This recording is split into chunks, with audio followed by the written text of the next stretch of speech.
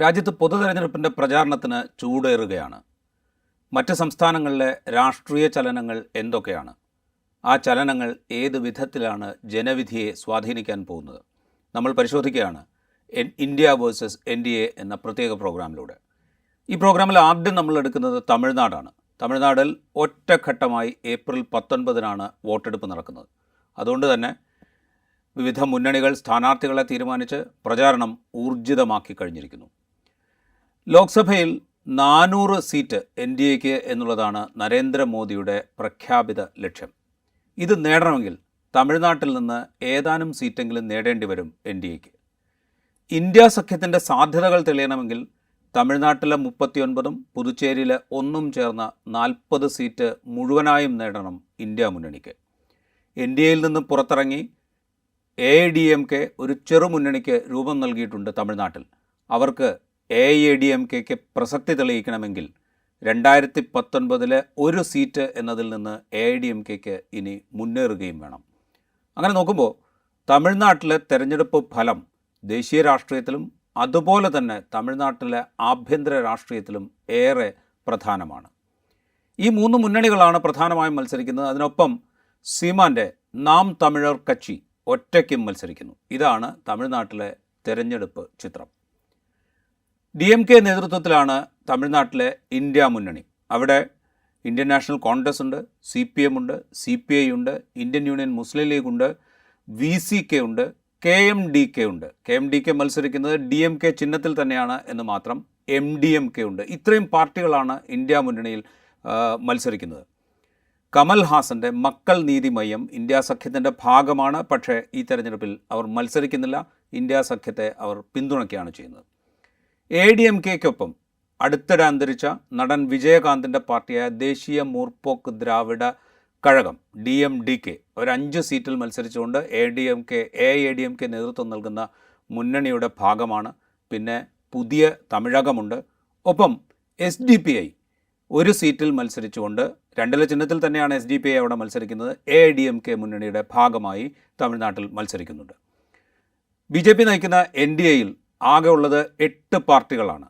പിന്നെ മുൻ മുഖ്യമന്ത്രിയും AIADMKയുടെ നേതാവുമായിരുന്ന O പനീർശെൽവം ഈ മുന്നണിയുടെ ഭാഗമായി സ്വതന്ത്രനായി മത്സരിക്കുന്നു.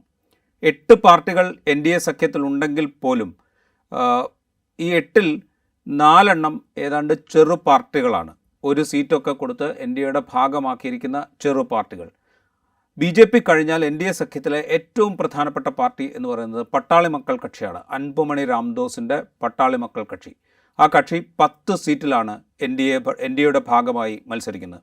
മറ്റൊരു പ്രധാന സഖ്യകക്ഷി തമിഴ് മാനില കോൺഗ്രസ് ആണ്. തമിഴ് മാനില കോൺഗ്രസ് 3 സീറ്റിൽ മത്സരിക്കുന്നു. TTV ദിനകരൻ, ജയലളിത തമിഴ്നാട് മുഖ്യമന്ത്രിയായിരിക്കെ AIADMKയുടെ അമരക്കാരിയായിരിക്കെ ആ പാർട്ടിയെയും ഭരണത്തെയും ഒക്കെ നിയന്ത്രിച്ചിരുന്ന TTV ദിനകരൻ ഇപ്പോൾ അദ്ദേഹം AIADMKക്ക് പുറത്താണ്. അദ്ദേഹം രൂപീകരിച്ച അമ്മ മക്കൾ മുന്നേറ്റ കഴകം അതും NDAയുടെ ഭാഗമാണ്. ഇക്കുറി 2 സീറ്റിൽ അവർ മത്സരിക്കുന്നു. O പനീർശെൽവത്തിൻ്റെയും TTV ദിനകരൻ്റെ അമ്മ മക്കൾ മുന്നേറ്റ കഴകം ഈ പാർട്ടിയുടെയും സാന്നിധ്യം NDAക്ക് എത്രമാത്രം കരുത്ത് പകരും എന്നുള്ളത് കാത്തിരുന്ന് കാണേണ്ടതാണ്. ഒറ്റയ്ക്ക് മത്സരിക്കുന്ന നാം തമിഴർ കക്ഷി സീമാൻ്റെ പാർട്ടിയാണ്. മുൻപ് നാം തമിഴർ എന്ന് പറയുന്ന ഒരു പാർട്ടി 1959 രൂപവൽക്കരിച്ചിരുന്നു. അതിൻ്റെ പിന്തുടർച്ചയുമായിട്ടാണ് നാം തമിഴർ കക്ഷി വരുന്നത്. ഈ കക്ഷി തമിഴ്നാട്ടിലെയും പുതുച്ചേരിയിലെയും 40 സീറ്റുകളിലും മത്സരിക്കുന്നുണ്ട്. ഒറ്റയ്ക്ക് മത്സരിക്കുന്നു. അതിൽ പ്രാധാന്യമുള്ളത് അവർ 20 സീറ്റിൽ വനിതകളെ മത്സരിപ്പിക്കുന്നു എന്നുള്ളതാണ് ഏറ്റവും പ്രധാനപ്പെട്ട കാര്യം. ബാക്കി 20 സീറ്റിൽ പുരുഷന്മാരെയും സ്ഥാനാർത്ഥികളാക്കിയിരിക്കുന്നു. ഈ 3 സഖ്യങ്ങളുടെ കരുത്ത് എന്താണ് എന്ന് നമുക്ക് ആദ്യം ഒന്ന് പരിശോധിക്കാം. നമുക്കൊപ്പമുള്ളത് ടൈംസ് ഓഫ് ഇന്ത്യയുടെ റെസിഡൻറ്റ് എഡിറ്റർ അരുൺ റാമാണ്. എങ്ങനെയാണ് ഈ 3 കക്ഷികളുടെ കരുത്തിനെ ഈ ലോക്സഭാ തെരഞ്ഞെടുപ്പിനെ മുൻനിർത്തി നമ്മൾ കാണേണ്ടത്? പ്രത്യേകിച്ച് AIADMK NDAയിൽ നിന്ന് പുറത്തിറങ്ങി മറ്റൊരു ചെറുമുന്നണിയുമായി മത്സരിക്കുന്ന സാഹചര്യത്തിൽ. ഒരുപാട് ഇലക്ഷനുകൾക്ക് ശേഷമാണ് തമിഴ്നാട്ടിൽ ഇങ്ങനെ ഒരു ത്രികോണ മത്സരം നടക്കുന്നത്. അതില് പ്രത്യക്ഷത്തിൽ AIADMKയുടെ മുന്നണിയേക്കാൾ ശക്തമാണ് BJP നേതൃത്വം നൽകുന്ന മുന്നണിയും DMKയുടെ മുന്നണിയും. DMKയോടൊപ്പം പഴയ ആ, അവരുടെ മുന്നണി അംഗങ്ങളെല്ലാം തന്നെ കൂടെയുണ്ട്. അതായത് CPI, CPM, ഏറ്റവും വലിയൊരു ദളിത് പാർട്ടിയായ VCK, ഒപ്പം കോൺഗ്രസ്. അങ്ങനെ വളരെ ഒരു ഉറപ്പുള്ള ഒരു സ്ട്രോങ് ആയിട്ടുള്ള ഒരു മുന്നണിയാണ് DMK ഉള്ളത്. BJP AIADMKയിൽ നിന്ന് വിഘടിച്ചു പോയതിനു ശേഷം, അല്ലെങ്കിൽ AIADMK NDAയിൽ നിന്ന് പുറത്തു പോയതിനു ശേഷം കൂടെ ഉണ്ടായിരുന്ന ബഹുഭൂരിപക്ഷം അംഗങ്ങളും, മുന്നണി അംഗങ്ങളും ഇപ്പോൾ BJPയുടെ കൂടെയാണ്. പ്രധാനമായും PMK, പാട്ടാളി മക്കൾ കക്ഷി BJPയുടെ കൂടെ നിൽക്കുന്നത് വലിയൊരു ശക്തി തന്നെയാണ്. അപ്പോ ഇതിൽ താരതമ്യേന AIADMKയുടെ, എടപ്പാടി പളനിസ്വാമിയുടെ മുന്നണിയാണ് ഇതിൽ ഏറ്റവും വീക്ക് എന്ന് വേണമെങ്കിൽ ഒരു തരത്തിൽ പറയാം. അരിത്മെറ്റിക്കും വോട്ട് ഷെയറും വെച്ച് നോക്കും.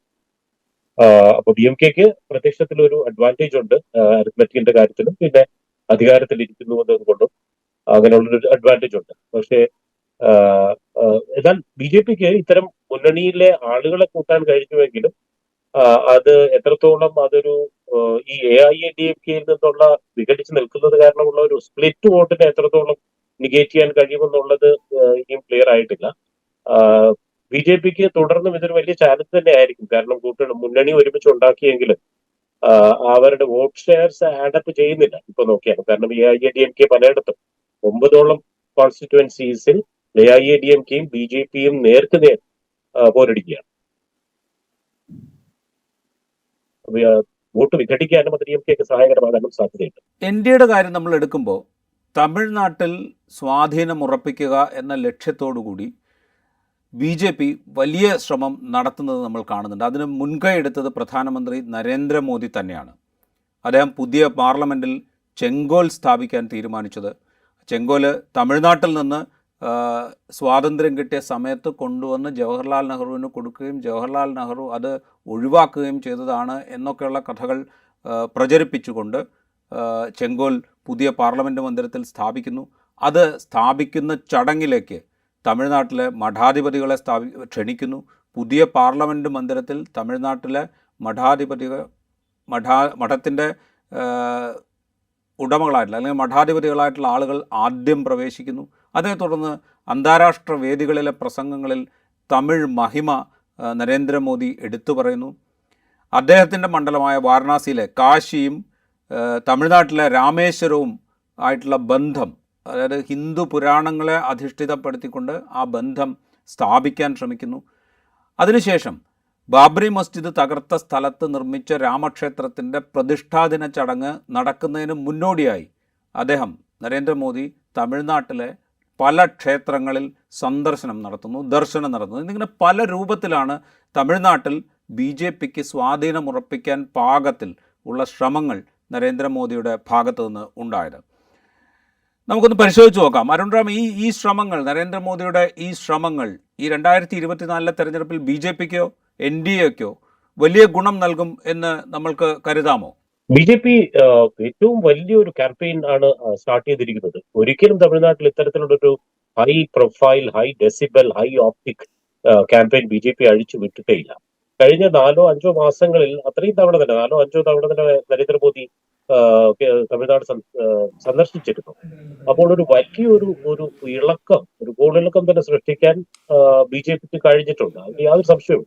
അതിനു മുമ്പ് തന്നെ അണ്ണാമലയുടെ യാത്ര, പാദയാത്ര, അതും ഒരുപാട് ഒച്ചപ്പാടുണ്ടാക്കിയിരുന്നു. ഒരുപാട് കാഡേഴ്സിനെ എൻതൂസ് ചെയ്യാൻ സഹായിച്ചിട്ടുണ്ട്. അപ്പൊ മൊത്തത്തിൽ ഒരു സൗണ്ട് ബൈറ്റ്സും ഒപ്റ്റിക്സും ഒക്കെ വെച്ച് നോക്കുമ്പോൾ BJP ഒരുപാട് ഇമ്പാക്ട് ക്യാമ്പയിൻ ഫോറത്തിൽ സൃഷ്ടിച്ചിട്ടുണ്ട് എന്ന് തന്നെ വേണം കരുതാൻ. എന്നാൽ അത് എത്രത്തോളം വോട്ടായി പരിണമിക്കുമെന്നുള്ളത് സംശയമാണ്. കാരണം BJPക്ക് ഹിസ്റ്റോറിക്കലി പരിശോധിച്ചു കഴിഞ്ഞാൽ BJPക്ക് ഒരു 5% വോട്ടിന് താഴെയാണുള്ളത്. അപ്പോ എനിക്ക് തോന്നുന്നത് ഇത്തരത്തിലുള്ള ക്യാമ്പയിന്റെ ഒരു ബ്ലിറ്റ്സ് ക്രീഗ് എന്ന് തന്നെ പറയാം. അത് കാരണം പാർട്ടിയുടെ കാഡേഴ്സിനെ, ആക്ടിവിസ്റ്റിനെ ഒക്കെ ഒന്ന് ഇൻവിഗറേറ്റ് ചെയ്ത് എടുക്കാൻ പാർട്ടിയെ ഒരുപാട് സഹായിച്ചിട്ടുണ്ടെങ്കിലും അത് പാർട്ടിയുടെ ഒരു ഫുട് ഹോൾഡ് അല്ലെങ്കിൽ ഒരു ഫുട് പ്രിന്റിനോ അല്ലെങ്കിൽ ഒരു വോട്ട് ബേസിനെ എത്രത്തോളം ബ്രോഡൻ ചെയ്യാൻ സഹായിച്ചിട്ടുണ്ട് എന്നുള്ളത് കാര്യം സംശയമാണ്. എന്നാൽ ഒരു വലിയ പരിധിവരെ മോദിയുടെ ഈ തുടർന്നുള്ള സന്ദർശനങ്ങളും ക്യാമ്പയിൻസും, എസ്പെഷ്യലി ഇപ്പോ കഴിഞ്ഞ ആഴ്ച കോയമ്പത്തൂരിൽ അദ്ദേഹം ഒരു വലിയൊരു പൊളിറ്റിക്കൽ സ്റ്റേറ്റ്മെന്റ് ആണ് നടത്തിയത്. കാരണം അവിടെ പ്രസംഗിക്കുന്നതിലുപരി അവിടെ കോയമ്പത്തൂരിൽ പണ്ടും സീരിയൽ ബോംബ് ബ്ലാസ്റ്റ് നടന്ന ആ വീഥികളിലൂടെയൊക്കെ സഞ്ചരിക്കുക അല്ലെങ്കിൽ കോയമ്പത്തൂരിലൂടെ ഒരു റോഡ് ഷോ തന്നെ നടത്തുകയായിരുന്നു ഉണ്ടായിരുന്നത്. അത് ഒരു തരത്തിൽ ഒരു നൊസ്റ്റാൾജിയ ഉണ്ടാക്കാൻ പണ്ട് എൽ കെ അദ്വാനിയുടെ രഥയാത്രയുടെ പഴയ ഓർമ്മകൾ പുതുക്കാനുള്ള ഒരു ശ്രമം കൂടിയായിരുന്നു. അപ്പൊ അങ്ങനെയുള്ള ഒരു ഇമോഷണൽ വിപ്പിംഗ് അപ്പും ഒപ്പം പ്രധാനമന്ത്രി ഇത്രയും തവണ വരുന്നു എന്നുള്ളതിന്റെ ഒരു ഇതുമെല്ലാം ബി ജെ പിയുടെ ക്യാമ്പയിന് നിസ്സംശയം ആക്കം കൂട്ടിയിട്ടുണ്ട്. ബി ജെ പി കഴിഞ്ഞാൽ നേരത്തെ പറഞ്ഞല്ലോ എൻ ഡി എയിലെ മുഖ്യ കക്ഷികളിലൊന്ന് പട്ടാളി മക്കൾ കക്ഷിയാണ്. വണ്ണിയർ സമുദായത്തിൽ വലിയ സ്വാധീനമുള്ള പാർട്ടിയാണ്. വണ്ണിയർ എന്ന് പറയുന്നത് തമിഴ് ജനസംഖ്യ നമ്മൾ പരിശോധിക്കുമ്പോൾ വോട്ട് ബാങ്ക് എന്നുള്ള നിലയിൽ സ്വാധീനമുള്ള ഒരു സമുദായമാണ് വണ്ണിയർ സമുദായം. ആ വണ്ണിയർ സമുദായത്തിനകത്ത് വലിയ സ്വാധീനമുണ്ട് പട്ടാളി മക്കൾ കക്ഷിക്ക്. അത് മാത്രമല്ല 2004 ഡി എം കെ മുന്നണിയുടെ ഭാഗമായി മത്സരിക്കുമ്പോൾ 5 ലോക്സഭാ സീറ്റിൽ വിജയിച്ച പാർട്ടി കൂടിയാണ് പട്ടാളി മക്കൾ കക്ഷി. പട്ടാളി മക്കൾ കക്ഷിയുടെ സാന്നിധ്യം എൻ ഡി എക്ക് എത്ര ഗുണം ചെയ്യും എന്നാണ് അരുൺ കരുതുന്നത്? തീർച്ചയായും പി എം കെയുടെ സാന്നിധ്യം ബി ജെ പി നയിക്കുന്ന മുന്നണിക്ക് ഗുണം ചെയ്യുക തന്നെ ചെയ്യും.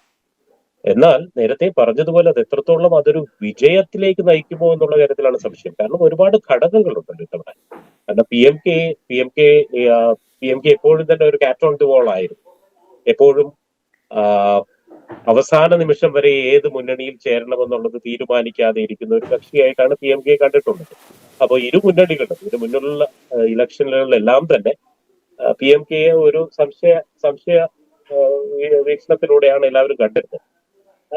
എന്നാലും പി എം കെക്ക് വളരെ സ്വാധീനമുള്ള പല മേഖലകളുമുണ്ട്. പ്രധാനമായും ഇപ്പൊ നോർത്തേൺ തമിഴ്നാട്, ഒപ്പം തന്നെ നോർത്ത് വെസ്റ്റ് ആയിട്ടുള്ള ധർമ്മപുരി, കൃഷ്ണഗിരി, ആ ഒരു കർണാടകയിൽ ചേർന്ന് നിൽക്കുന്ന സ്ഥലങ്ങൾ, ഇവിടെയൊക്കെ 1 ഇയർ വോട്ടുകൾ വളരെ അധികമുള്ളതാണ്. എന്നാലും പി എം കെയുടെ വോട്ട് ഷെയർ പരിശോധിച്ചു കഴിഞ്ഞാൽ ഒരുപക്ഷെ 3-4-5% വോട്ട് ഷെയർ ഉണ്ടാവും. എന്നാൽ ഈ സ്ഥലങ്ങളിൽ ബി ജെ പിയുടെ ശക്തി കേന്ദ്രങ്ങൾ അല്ല. പ്രധാനമായും ഇപ്പോ നോർത്തേൺ ഡിസ്ട്രിക്ട്സ് എന്ന് പറയുന്ന എസ്പെഷ്യലി ആന്ധ്ര വോട്ടി നിൽക്കുന്ന പ്രദേശങ്ങളൊന്നും ബി ജെ പിക്ക് അത്ര സ്വാധീനമുള്ള സ്ഥലങ്ങളല്ല. അപ്പോൾ അവിടെ പി എം കെയുടെ വോട്ടുകൾ ബി ജെ പിക്ക് വന്നാലും അത് ഒരു വിജയ ശതമാനമായി അല്ലെങ്കിൽ വിജയിക്കാനുള്ള ഒരു മാർജിനിലേക്ക് വരുമെന്നുള്ള കാര്യം സംശയമാണ്. ഒപ്പം തന്നെ ഡി എം കെ വളരെ സ്ട്രോങ് ആയിട്ടുണ്ട്. കാരണം ഇതേ കേന്ദ്രങ്ങളിൽ തന്നെ വി സിക്ക് തിരുമാവളവന്റെ ദളിത് കക്ഷിയായ വിടുതലൈ ചിറുതയ്ക്ക് അത് സ്ട്രോങ് ആയിട്ടുള്ള പല മണ്ഡലങ്ങളുമുണ്ട്. അപ്പൊ അത് വെച്ച് നോക്കുമ്പോൾ വി സി കെയും ഡി എം കെയും തമ്മിലുള്ള ഒരു മുന്നണിക്കാണ് ഒരുപക്ഷെ ഈ പ്രദേശങ്ങളിലൊക്കെ മുൻതൂക്കം ഉള്ളത്. അതുകൊണ്ട് തന്നെ പി എം കെയും ബി ജെ പിയും ഒരുമിക്കുന്നത് കൊണ്ട് ആ മുന്നണിക്ക് ക്യുമുലേറ്റീവായി കൂടുതൽ വോട്ടുകൾ ലഭിക്കുമെങ്കിലും ആ ഒരു V C K D M K Congress സഖ്യത്തിനെ തകർക്കുന്ന രീതിയിലേക്കുള്ള ഒരു സ്ട്രെങ്തിലേക്ക് അവർക്ക് ഒരുപക്ഷെ വരാൻ കഴിഞ്ഞു എന്ന് വരും. നരേന്ദ്രമോദിയും ബി ജെ പിയും തമിഴ്നാട്ടിൽ നേട്ടമുണ്ടാക്കാൻ ശ്രമിക്കുമ്പോൾ ഹിന്ദുത്വ രാഷ്ട്രീയത്തെ പ്രത്യയശാസ്ത്ര തലത്തിലും പ്രായോഗിക തലത്തിലും നേരിടാൻ ഏറ്റവും ഫലപ്രദമായി ശ്രമിക്കുകയായിരുന്നു ഡി എം കെ. അതിൻ്റെ പല തലങ്ങൾ നമ്മളുടെ മുമ്പിലുണ്ട്. പ്രത്യയശാസ്ത്രപരമായി നേരിടാൻ ശ്രമിച്ചതിനുണ്ട്, പ്രായോഗിക രാഷ്ട്രീയത്തിൽ നേരിടാൻ ശ്രമിച്ചതിനുണ്ട്, കേന്ദ്ര ഭരണാധികാരം ഉപയോഗിച്ചുകൊണ്ട് സംസ്ഥാനങ്ങളെ ഞെരുക്കാൻ ശ്രമിച്ചപ്പോൾ അതിനെ പ്രതിരോധിക്കാൻ ശ്രമിച്ചിട്ടുണ്ട്. ഇങ്ങനെ പലതരത്തിൽ ഡി എം കെ സർക്കാർ അതിനെ നേരിടാൻ ശ്രമിച്ചതിൻ്റെ, ഡി എം കെ നേരിടാൻ ശ്രമിച്ചതിൻ്റെ ഉദാഹരണങ്ങളൊക്കെ നമ്മുടെ മുമ്പിലുണ്ട്. ഈ നീക്കങ്ങൾ ഇന്ത്യ സഖ്യത്തെ ഏത് വിധത്തിൽ ഗുണകരമാകും? അതോ ഈ സനാതനധർമ്മം പോലെയുള്ള പരാമർശങ്ങൾ, സനാതനധർമ്മത്തിനെതിരെ ഉദയനിധി സ്റ്റാലിൻ നടത്തിയ പരാമർശം വലിയ തോതിൽ വിമർശിക്കപ്പെട്ടു, അത് കോടതിയിൽ ചോദ്യം ചെയ്യപ്പെട്ടു, കോടതി തന്നെ വിമർശിക്കുന്ന കാഴ്ച നമ്മൾ കണ്ടു. അപ്പോൾ ഈ ഹിന്ദുത്വ രാഷ്ട്രീയത്തെ പ്രതിരോധിക്കാനുള്ള ശ്രമങ്ങൾ ഡി എം കെക്കും ഇന്ത്യ മുന്നണിക്കും ഗുണം ചെയ്യുമോ? അതോ സനാതനധർമ്മത്തെ വിമർശിച്ച ഉദയനിധി സ്റ്റാലിൻ്റെ പരാമർശങ്ങൾ ആ മുന്നണിക്ക് ദോഷം ചെയ്യുമോ? ഇത് രണ്ടും പരിശോധിക്കപ്പെടേണ്ട കാര്യങ്ങളാണ്. നമുക്ക് അരുൺ റാമിലേക്ക് വരാം. അതിനുവേണ്ടി ഇതൊക്കെ ചൂണ്ടിക്കാണിച്ചുകൊണ്ട് ഇത് എത്രത്തോളം ഈ ലോക്സഭാ തെരഞ്ഞെടുപ്പിൽ ഒരു നിർണായക ഘടകമാകും? എനിക്ക് തോന്നുന്നത് ഇപ്പോ ഇതിന്റെ ഈ ഒരു ഹിന്ദു ആന്റി ഹിന്ദു എന്നുള്ള ഒരു നാരേറ്റീവ് അത് ഏറ്റവും ശക്തി ആർജിച്ചത് ഉദയനിധി സ്റ്റാലിന്റെ സനാതന ധർമ്മത്തിനെതിരെയുള്ള ആ ഒരു സ്റ്റേറ്റ്മെന്റ് കാരണം. എന്നാൽ എനിക്ക് തോന്നുന്നത് D M K at least D M കെയുടെ ഇൻസൈഡേഴ്സ് പറയുന്നത് ബി ജെ പിയും സഖ്യകക്ഷികളും എത്രത്തോളം ഹിന്ദുത്വത്തെക്കുറിച്ച് സംസാരിക്കുന്നത് ഡി എം കെക്ക് നല്ലതായിരിക്കും എന്നുള്ള ഒരു അവലോകനമാണ് ഡി എം കെ തന്നെ നടത്തിയിട്ടുള്ളത്. കാരണം അവരുടെ പ്രധാന പ്ലാങ്ക് തന്നെ ഇത്തവണ ബി ജെ പി ആണ് ഒന്നാം നമ്പർ എതിരാളിയായി കാണുന്നത്, A I A D M K അല്ല. അതിന് കാരണം അണ്ണാമലയാണ്. അണ്ണാമലൈ അണ്ണാമലൈ വേഴ്സസ് സ്റ്റാലിൻ എന്നുള്ള ഒരു രീതിയിലേക്ക് ഒരു ക്യാമ്പയിൻ പോയി കഴിഞ്ഞു. അതായത് number 1 versus number 3 in the state, rather than number 1 and number 2. ആ ഒരു സ്ഥിതിയിലേക്ക് പോയിരിക്കുകയാണ്. അപ്പൊ അതുകൊണ്ട് തന്നെ ഹിന്ദുത്വം എന്നുള്ളത് ഒരു പോൾ പ്ലാങ്ക് ആക്കാൻ വേണ്ടി ബി ജെ പി ശ്രമിച്ചാൽ അത് ഡി എം കെക്ക് ഗുണം ചെയ്യുമെന്നുള്ളതാണ് ഡി എം കെയുടെ വിലയിരുത്തൽ. എന്നാൽ അതിന് കാരണം ഒന്ന്, ഇത് ഈ ഹിന്ദു ആന്റി ഹിന്ദു ഡിവൈഡ് വരുമ്പോൾ പ്രധാനമായും ബി ജെ പിക്ക് അനുകൂലമായി വോട്ട് ചെയ്യാൻ പോകുന്നവർ എന്തായാലും ഡി എം കെയെ എതിർത്ത് നിന്നിട്ടുള്ളവർ തന്നെയായിരിക്കും. അതായത് നാഷണലിസത്തിനും അല്ലെങ്കിൽ പെരിയാറിസത്തിനും ഒക്കെ എതിരായി പരമ്പരാഗതമായി നിന്നിട്ടുള്ള കുടുംബങ്ങളിൽ നിന്നുള്ള ആളുകളുടെ വോട്ടുകൾ തന്നെയായിരിക്കും. അതെന്തായാലും ഡി എം കെക്ക് വന്നു ചേരും. അത് ഒരുപക്ഷെ പല ഇലക്ഷനുകളിലും ജയലളിതയുടെ കാലത്തും എം ജി ആറിന്റെ കാലത്തും ഒക്കെ A I A D M കെക്ക് പോയിരുന്ന ഒരു കൂട്ടം ആ ഒരു വോട്ടുകളായിരിക്കും ഒരുപക്ഷെ ഇത്തവണ ബി ജെ പിക്ക് പോകുന്നത്. അതുകൊണ്ട് ബി ജെ പിക്ക് അല്പം ഗുണമുണ്ടായാലും ഡി എം കെ ആണ് ഹിന്ദുത്വവാദികൾക്കെതിരെ, ഹിന്ദുത്വത്തിനെതിരെയല്ല, ഹിന്ദുത്വവാദികൾക്കെതിരെ, അതായത് ഒരു മിലിറ്റന്റ് ഹിന്ദുത്വക്കെതിരെയുള്ള അവസാനത്തെ സദേൺ സെന്റിനൽ ഞാനാണ് എന്ന് സ്റ്റാലിൻ സ്ഥാപിച്ചെടുക്കുന്നതിന് ഡി എം കെയെ അത് സഹായിക്കും എന്നുള്ളതാണ് ഡി എം കെയുടെ വിലയിരുത്തൽ. അപ്പോ ഒരു ഹിന്ദു പ്ലാങ്കില് ഇലക്ഷനാണ് ചില പോക്കറ്റ്സിലെങ്കിലും ഫൈറ്റ് ചെയ്യാൻ പോകുന്നതെങ്കിൽ ബി ജെ പിക്ക് പരിമിതമായ ചില ലാഭങ്ങൾ ഉണ്ടാക്കാൻ കഴിഞ്ഞുവെങ്കിലും ഡി എം കെയുടെ ഒരു കോർ ഇഷ്യൂ ആയിട്ടുള്ള, അതായത് തമിഴ്നാട് പോലെയുള്ള ഒരു ദ്രാവിഡ സംസ്കാരത്തെ അല്ലെങ്കിൽ ഒരു പോളറൈസേഷൻ എതിരായിട്ടുള്ള ഒരു ചെറുത്തുനിൽപ്പിന്റെ പ്രതീകമായി സ്റ്റാലിൻ സ്വയം കാണിക്കുന്നതിന് ആ ഒരു Hindu versus anti Hindu versus അല്ല, ഹിന്ദുത്വ വേഴ്സസ് ആന്റി ഹിന്ദുത്വ എന്നുള്ള ഒരു നറേറ്റീവ് ഡി എം കെയെ സഹായിക്കും എന്നുള്ളതാണ് ഡി എം കെയുടെ വിലയിരുത്തൽ. ബി ജെ പിയുടെ സംസ്ഥാന പ്രസിഡന്റ് അണ്ണാമലൈ, അദ്ദേഹം കോയമ്പത്തൂരിൽ ബി ജെ പിയുടെ സ്ഥാനാർത്ഥിയാണ്. കോയമ്പത്തൂരിലാണ് പ്രധാനമന്ത്രി നരേന്ദ്രമോദി ഇലക്ഷൻ പ്രഖ്യാപിച്ചതിന് ശേഷം ആദ്യത്തെ റോഡ് ഷോ നടത്തിയത്. അണ്ണാമലയിലൂടെ കോയമ്പത്തൂർ പിടിക്കാൻ ബി ജെ പി ശ്രമിക്കുന്നു എന്ന തോന്നൽ അതിലൂടെ ഉളവാക്കുകയും ചെയ്തിരുന്നു. ഈ അണ്ണാമലൈ ജയലളിതയെയും അണ്ണാദുരയും, സി എൻ അണ്ണാദുരൈ എന്ന് പറയുന്ന അണ്ണാ ദ്രാവിഡ മുന്നേറ്റ കഴകത്തിൻ്റെയും ഡി എം കെയുടെയും ഒക്കെ ഏറ്റവും പ്രശസ്തരായ, അല്ലെങ്കിൽ ഏറ്റവും പ്രമുഖരായ നേതാക്കളിൽ ഒരാളായിരുന്ന അണ്ണാദുരയെയും ജയലളിതയെയും അവഹേളിച്ചു എന്ന് ആരോപിച്ചുകൊണ്ടാണ്, അല്ലെങ്കിൽ അവഹേളിച്ചുകൊണ്ടുള്ള പരാമർശങ്ങൾ അണ്ണാമലൈ നടത്തി എന്ന് കുറ്റപ്പെടുത്തിക്കൊണ്ടാണ് AIADMK NDAയിൽ നിന്ന് പുറത്തേക്ക് ഇറങ്ങുന്നത്. എടപ്പാടി പളനിസ്വാമിയാണ് ഇപ്പോൾ AIADMKയുടെ നേതാവ്. അദ്ദേഹം പുറത്തേക്ക് ഇറങ്ങുമ്പോൾ DMK മുന്നണിക്ക് പുറത്ത് നിൽക്കുന്ന, NDAക്ക് പുറത്ത് നിൽക്കുന്ന മറ്റ് പാർട്ടികളെല്ലാം ചേർത്തുകൊണ്ട് വിശാലമായൊരു മുന്നണി രൂപീകരിക്കാൻ സാധിക്കും എന്ന പ്രതീക്ഷ എടപ്പാടി പളനിസ്വാമിക്കുണ്ടായിരുന്നു. പക്ഷേ ആ പ്രതീക്ഷ ഫലം കണ്ടില്ല. അങ്ങനെയാണ് SDPI, അതുപോലെ പുതിയ തമിഴകം, പിന്നെ അങ്ങനെയുള്ള ചെറു പാർട്ടികളുമായി ചേർന്ന് DMDK, വിജയകാന്തിൻ്റെ DMDK, ഇതൊക്കെ ആയിട്ട് ചേർന്ന് ഒരു മുന്നണി ഉണ്ടാക്കി AIADMK മത്സരിക്കാൻ തീരുമാനിച്ചത്. ഈ മത്സരം AIADMK സംബന്ധിച്ച് വളരെ പ്രധാനപ്പെട്ട ഒരു മത്സരമാണ്. കഴിഞ്ഞ നിയമസഭാ തെരഞ്ഞെടുപ്പിൽ അവർ പരാജയപ്പെടുന്നു.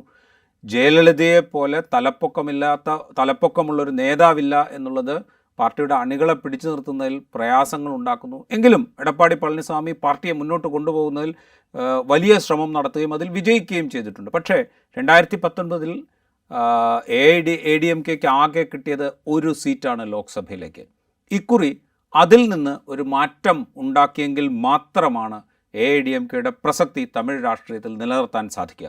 ഇവിടെ മറ്റൊരു കാര്യം കൂടെ നമ്മൾ പരിശോധിക്കണം. AIADMKയുടെ സാധ്യതകൾ വിശകലനം ചെയ്യുമ്പോൾ DMK സർക്കാർ അധികാരത്തിലേറിയിട്ട് 3 വർഷം കഴിഞ്ഞിരിക്കുന്നു.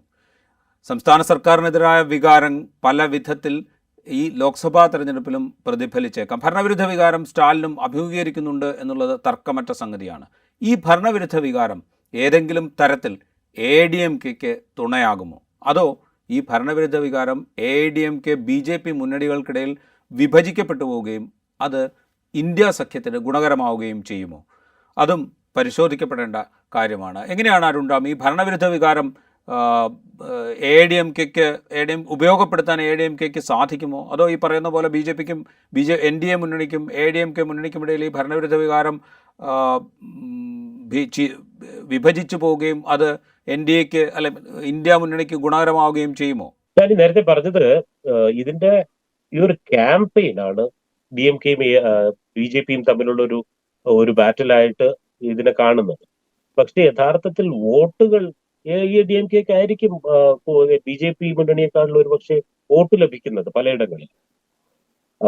അപ്പോ ഞാൻ പറഞ്ഞ ഈ ഒരു വാഗ്വാദങ്ങളും മേടയിൽ നിന്നുള്ള പ്രസംഗങ്ങളും ഒക്കെ BJPയും DMKയും തമ്മിലുള്ള ഒരു ബാറ്റിലാണ് ആയി മാറിക്കഴിഞ്ഞുവെങ്കിലും പ്രധാനമായും ട്രഡീഷണൽ ആയിട്ടുള്ള വോട്ട് ബാങ്ക്സ് എന്തൊക്കെ പറഞ്ഞാലും AIADMKക്ക് 35-40% വരെ വോട്ട് ഉള്ള സ്ഥലങ്ങളാണ്. അത്രത്തോളം ഇത്തവണ കിട്ടുമോ ഇല്ലയോ എന്നുള്ളത് വേറൊരു കാര്യം.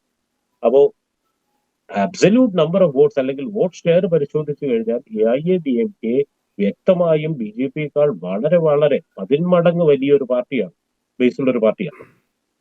BJP ആ ഒരു ക്യാമ്പയിൻ നാരേറ്റീവ് ഹൈജാക്ക് ചെയ്തു എന്നുള്ളത് വേറൊരു കാര്യം. എന്നാൽ വോട്ടിന്റെ ശതമാനത്തിൽ വരുമ്പോൾ AIADMKക്ക് ഇപ്പോഴും സൈലന്റ് വോട്ടേഴ്സ് ഒരുപാടുണ്ട്. പക്ഷെ ഇതിൽ നമ്മൾ കാത്തിരുന്ന് കാണേണ്ടിയിരിക്കുന്നത് എന്തെന്ന് പറഞ്ഞാൽ DMKക്ക് എതിരായിട്ടുള്ള ഒരു വികാരം പല വർഷങ്ങളായി, ഒരുപാട് ഇലക്ഷനുകളായി ഉള്ളത്. DMK തൂത്തുവാരിയിട്ടുള്ള ഇലക്ഷനുകൾ പോലും ഒരു ഒരു വലിയ ഒരു കൺസിഡറബിൾ പെർസെന്റേജ് ഓഫ് വോട്ട്സ് പാർട്ടിക്കെതിരെ പോയിട്ടുണ്ട്. അത് ഞാൻ ഈ പറഞ്ഞതുപോലെ പെരിയാറിന്റെ ആന്റി ബ്രാഹ്മിണിസത്തിനെതിരായിട്ടുള്ള ഒരു എക്സ്ട്രീം ദ്രവീഡിനിസത്തിനെതിരായിട്ടുള്ള ഒരു വോട്ട് ബാങ്ക് ഇപ്പോഴും നിലനിൽക്കുന്നു. ആ നിലനിൽക്കുന്ന വോട്ടുകളിൽ നിന്ന് ഒരു വിഭാഗം ഇത്തവണ BJPയിലേക്ക് പോകാൻ സാധ്യതയുണ്ട്. എങ്കിലും AIADMKയുടെയും അതിന്റെ രട്ടയിലയുടെയും ലോയലിസ്റ്റ് ആയിട്ട് നിൽക്കുന്ന ഒരുപാട് ആളുകളുണ്ട്. അതുകൊണ്ട് അബ്സല്യൂട്ട് നമ്പേഴ്സിൽ AIADMKക്ക് BJPയേക്കാൾ കൂടുതൽ വോട്ട് കിട്ടാൻ തന്നെയാണ് സാധ്യത. ഞാൻ അതിനിടയ്ക്ക് ഈ 3 മുന്നണിയെ കഴിഞ്ഞാൽ നാം തമിഴർ പാർട്ടി ഇവരെല്ലാ മണ്ഡലങ്ങളിലും മത്സരിക്കുന്നുണ്ട്. പകുതി സീറ്റിൽ അവർ വനിതകളെ മത്സരിക്കുന്നു. ഏതെങ്കിലും വിധത്തിൽ ADMKയുടെയോ DMKയുടെയോ വോട്ടുകളെ ഭിന്നിപ്പിക്കാനോ അതിലെന്തെങ്കിലും കുറവുണ്ടാക്കാനോ ഈ നാം തമിഴർ പാർട്ടിക്ക് സാധിക്കൂ? സീമാന്റെ നാം തമിഴർ കക്ഷി ഇതുവരെ വ്യക്തമായ ഒരു നിലപാടോടെ, അതായത് ഒരു മുന്നണിയോടും ചേരില്ല എന്നൊരു നിലപാടിൽ ഉറച്ചു നിൽക്കുന്ന ഒരേ ഒരു പാർട്ടിയാണെന്ന് വേണമെങ്കിൽ പറയാം. അപ്പൊ അതുകൊണ്ട് തന്നെ സീമാനും അദ്ദേഹത്തിന്റെ പാർട്ടിക്കും ഒരു 5 മുതൽ 7% വരെ വോട്ട് ഉണ്ട്, അതിന് സംശയമില്ല. അത് 7% വരാൻ കാരണം 40 സീറ്റുകളിൽ മത്സരിക്കുന്നത് കൊണ്ടാണ്. നമ്മൾ ഈ പല പാർട്ടികളുടെയും ശതമാനം 5 എന്നും 3 എന്നും 4 എന്നും ഒക്കെ പറയാൻ കാരണം അവർ അധികം മത്സരിക്കാത്തത് കൊണ്ടാണ്. ഒരു മുന്നണിയിൽ നിൽക്കുമ്പോൾ കൂടുതൽ മത്സരിക്കാൻ കിട്ടിയാലല്ലേ കൂടുതൽ ശതമാനം കിട്ടുന്നത്. അതുകൊണ്ടാണ് TKക്ക് ഇത്രയും വോട്ട് ശതമാനം ഉള്ളത്. എന്നാലും 7% വോട്ട് എന്നുള്ളത് ഒരു സബ്സ്റ്റാൻഷ്യൽ നമ്പറാണ് തമിഴ്നാട് എന്ന ഒരു സംസ്ഥാനത്ത്. അദ്ദേഹത്തിന്റെ ഒരു കോൺസ്റ്റിറ്റ്യുവൻസി മാറി, അത് വളരെ സ്ട്രോങ് ആയിട്ട് തന്നെ തുടരുന്നത്. അതായത് ഒരു തമിഴ് സബ് നാഷണലിസത്തിന്റെ ഒരു കോൺസ്റ്റിറ്റ്യുവൻസിയാണ്. ഇപ്പോഴും തമിഴീലത്തെ കുറിച്ചും പ്രഭാകരന്റെ ആരാധനയെ കുറിച്ചും ഒക്കെ പ്രസംഗിക്കുകയും പ്രവർത്തിക്കാൻ ശ്രമിക്കുകയും ചെയ്യുന്ന ഒരു പാർട്ടിയായി അത് തുടരും. അത് BJPയെ ഒരിക്കലും അത് ബാധിക്കില്ല. കാരണം BJPയുടെ ഒരു കോൺസ്റ്റിറ്റ്യുവൻസി പലതൊരു കോൺസ്റ്റിറ്റ്യുവൻസി തന്നെയാണ്. കാരണം സീമാൻ എപ്പോഴും BJPക്കെതിരെയും ഒരു ഒരു വിഘടനവാദത്തിന്റെ ഒരു സ്വരത്തിലാണ് എപ്പോഴും സംസാരിച്ചിട്ടുള്ളത്. അപ്പോൾ അത് ആരെയെങ്കിലും ബാധിക്കുമെങ്കിൽ ഒരുപക്ഷെ അത് DMKയും ഇടതുപക്ഷ കക്ഷികളും ഒക്കെ സ്വാധീനമുള്ള സ്ഥലങ്ങളിലായിരിക്കും. കാരണം ഒരു ഐഡിയോളജിയുടെ ഒരു ഓവർലാപ്പിംഗ് അവിടെ വരുന്നുണ്ട്. കാരണം ഒരു pro nationalism, pro Tamil nationalism ആണ് അദ്ദേഹത്തിന്റെ ഒരു നാരേറ്റീവ്.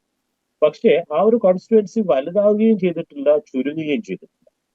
അപ്പോ അത് നിർണായകമാകുന്ന ചില സ്ഥലങ്ങൾ വന്നേക്കും. എവിടെയൊക്കെയാണോ ചിലപ്പോൾ ഭൂരിപക്ഷം ഒരു 5000-6000 വോട്ടിന് താഴെ വരുന്നത്, അല്ലെങ്കിൽ ഒരു സമാന്തരമായിട്ടുള്ള നെക്ക് ആൻഡ് നെക്ക് റേസ് നടക്കുന്ന സ്ഥലങ്ങളിൽ, അവിടെയൊക്കെ ഒരുപക്ഷെ NTK ഒരു പ്രധാന ഘടകമായി മാറാൻ സാധ്യതയുണ്ട്. അത് ചിലപ്പോൾ ഈ തെരഞ്ഞെടുപ്പ് പ്രവചനങ്ങളെ തന്നെ അട്ടിമറിക്കാൻ സാധ്യതയുള്ളതായി മാറാൻ സാധ്യതയുണ്ട്. പ്രത്യേകിച്ച് 9ഓളം കോൺസ്റ്റിറ്റ്യുവൻസീസിൽ ഒരു ത്രികോണ മത്സരമാണ്. അതായത് ഡയറക്റ്റ് ആയിട്ടുള്ള ത്രികോണ മത്സരമാണ്. BJPയും AIADMKയും DMKയും നേരിട്ട് ഉള്ള മത്സരങ്ങളാണ്. ഇവിടെ NTK ഒരുപക്ഷെ ചില ഒരു കാറ്റലിസ്റ്റ് ആയിട്ട് പ്രവർത്തിക്കാൻ സാധ്യതയുണ്ട്. തമിഴ്നാട്ടിലെ ഒരു തെരഞ്ഞെടുപ്പ് ഫലത്തിന്റെ ചരിത്രം നമ്മൾ പരിശോധിച്ചു കഴിഞ്ഞാൽ പലപ്പോഴും തെരഞ്ഞെടുപ്പിൽ വോട്ട് ചെയ്യുമ്പോൾ ഏതെങ്കിലും ഒരു പക്ഷത്തേക്ക് പൂർണ്ണമായിട്ട് ചായാൻ ഒരു മടിയുമില്ലാത്ത ആളുകളാണ് തമിഴ്നാട്ടിലെ വോട്ടർമാർ. അത് ലോക്സഭാ തെരഞ്ഞെടുപ്പിൽ നമ്മൾ കണ്ടിട്ടുണ്ട്, നിയമസഭാ തെരഞ്ഞെടുപ്പുകളിലും നമ്മൾ കണ്ടിട്ടുണ്ട്. ഒരു നിയമസഭയിൽ AIADMKക്ക് ഒരു അംഗം മാത്രം, ജയലളിത മാത്രം അംഗമായിരുന്ന തമിഴ്നാട് നിയമസഭ നിലവിലുണ്ടായിരുന്നു. അതായത് ബാക്കി അംഗങ്ങൾ മുഴുവൻ DMK ആയിരുന്നു. അതുപോലെ തിരിച്ചും M കരുണാനിധി മാത്രം DMKയുടെ പ്രതിനിധിയായി നിയമസഭയിൽ ഉണ്ടാവുകയും ബാക്കി അംഗങ്ങൾ മുഴുവൻ AIADMKയുടെ ആവുകയും ചെയ്ത സന്ദർഭവും തമിഴ്നാട് നിയമസഭയിലുണ്ട്. ലോക്സഭയുടെ കണക്കെടുത്താലും അങ്ങനെ തന്നെയാണ്. ഇപ്പോൾ 2019 ലോക്സഭാ തെരഞ്ഞെടുപ്പിൻ്റെ ഫലം പരിശോധിച്ചാൽ DMK ഒന്നൊഴികെ എല്ലാ സീറ്റിലും DMK ജയിച്ചതാണ് 2019 ലോക്സഭാ തെരഞ്ഞെടുപ്പ് ഫലം. പക്ഷേ 2014 നേർവിപരീതമാണ്. അന്ന് ആകെയുള്ള 40 സീറ്റ്, പുതുശ്ശേരി അടക്കമുള്ള 40 സീറ്റിൽ 38 സീറ്റിലും AIADMK ആണ് അന്ന് ജയിച്ചത്. അപ്പോൾ എങ്ങോട്ട് വേണമെങ്കിലും ഒരുമിച്ച് ചായാൻ മടിയില്ലാത്ത തമിഴ്നാട്ടിലെ വോട്ടർമാരുടെ സ്വഭാവം ഒരു പ്രധാനപ്പെട്ട ഘടകമായി നമ്മുടെ മുമ്പിലുണ്ട്.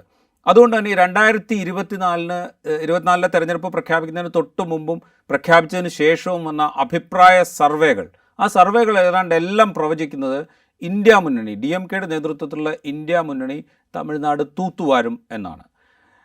അങ്ങനെ ഒരു ക്ലീൻ സ്വിപ്പ് ഉണ്ടാകുമോ അരുൺ റാം? നമ്മൾ എങ്ങനെയാണ് അതിനെ കാണേണ്ടത്? ഈ ഒരു തീർത്തും ഏകപക്ഷീയമായ ഒരു വിജയം ഇന്ത്യ മുന്നണിക്ക് തമിഴ്നാട്ടിൽ ഉണ്ടാകും എന്നുള്ള തരത്തിലുള്ള പ്രവചനങ്ങളെ നമ്മൾ എങ്ങനെ കാണണം? 2019 നമ്മുടെ മുമ്പിലുണ്ട്, 2014 നമ്മുടെ മുമ്പിലുണ്ട്. ഇനിയും ഏകദേശം 1 മാസത്തോളം സമയമുണ്ട് ഇലക്ഷന്. അപ്പൊ അത് നമ്മൾ പരിഗണിക്കണം. ഇപ്പോ നോക്കുമ്പോ നമ്മളിപ്പോ കാണുന്നത് ഇലക്ഷൻ അരിത്മെറ്റിക് ആണ്. നമ്മള് ഇലക്ഷനോട് അടുക്കുമ്പോഴാണ് ഇലക്ഷന്റെ ആ ഒരു കെമിസ്ട്രി മനസ്സിലാകുന്നത്. അപ്പൊ അരിത്മെറ്റിക് വെച്ച് നോക്കുമ്പോൾ ഒരു ക്ലീൻ സ്വീപ്പിനുള്ള സാധ്യതകൾ തള്ളിക്കളയാൻ. കാരണം പ്യുവറായിട്ട് നമ്മൾ നോക്കുകയാണ്, 3 മുന്നണികളുണ്ട്. അതിൽ പ്രധാനമായും AIADMK BJPയും അവരവരുടെ വോട്ടുകൾ വിഘടിക്കാൻ ഉള്ള സാധ്യത ഏറെയാണ്.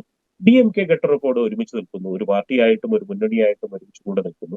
ഇടതുപക്ഷ കക്ഷികളും കോൺഗ്രസും VCKയും എല്ലാം അവരെ തുണയ്ക്കുന്നു. ഒരുമിച്ച് അവർ നന്നായിട്ട് ഗ്രൗണ്ട് ലെവലിൽ വർക്ക് ചെയ്യുന്നു. അത് വെച്ച് നോക്കുമ്പോൾ DMK 40 സീറ്റുകളും ജയിക്കാൻ സാധ്യതയുണ്ട്. അത് പറയാൻ കാരണം ഇപ്പോൾ BJPക്ക് സാധ്യത ഉണ്ടെന്ന് പറയാവുന്ന അണ്ണാമല മത്സരിക്കുന്ന കോയമ്പത്തൂരിലോ അല്ലെങ്കിൽ കന്യാകുമാരിയിലോ പോലും AIADMK അവരുടെ ഏറ്റവും ശക്തമായുള്ള ആളുകളെ ഇറക്കി തോൽപ്പിക്കാൻ വേണ്ടി പരിശ്രമിക്കുന്നുണ്ട്. അതിൽ മാറ്റി വോട്ട് ചെയ്താലും ഇല്ലെങ്കിൽ അങ്ങനെ ഒരു വിഘടനം വരുമ്പോൾ DMKക്ക് സാധ്യതയുണ്ട്. 40, 39 ഇവിടെയും തമിഴ്നാട്ടിലും 1 പോണ്ടിച്ചേരിയിലും തൂത്തുവാരാനുള്ള സാധ്യതകൾ ഏറെയാണ്. എന്നാലും ഇനിയും ഒരു 20-25 ദിവസം ഇരിക്കെ അത് ഗ്രൗണ്ടിൽ എന്തൊക്കെ നടക്കാൻ പോകുന്നു, ഈ ഘടകകക്ഷികൾ തന്നെ തമ്മിലുള്ള ഒരു കെമിസ്ട്രി എങ്ങനെ വർക്കൗട്ട് ആകും, ഇതിൽ ഓരോ പോൾ പ്ലാങ്സ്, ഇപ്പൊ കറപ്ഷൻ ചാർജസ് ആവാം, അല്ലെങ്കിൽ ഡെനാസ്റ്റിക് പോളിറ്റിക്സ് ആവാം, ഇങ്ങനെയുള്ള പോൾ പ്ലാങ്സ് എത്രത്തോളം ഓപ്പോസിഷന് അതിനെ മുതലെടുക്കാൻ സാധിക്കുന്നു എന്നുള്ളത് അതൊക്കെ നമ്മൾ കണ്ടറിയേണ്ടതായിട്ട്.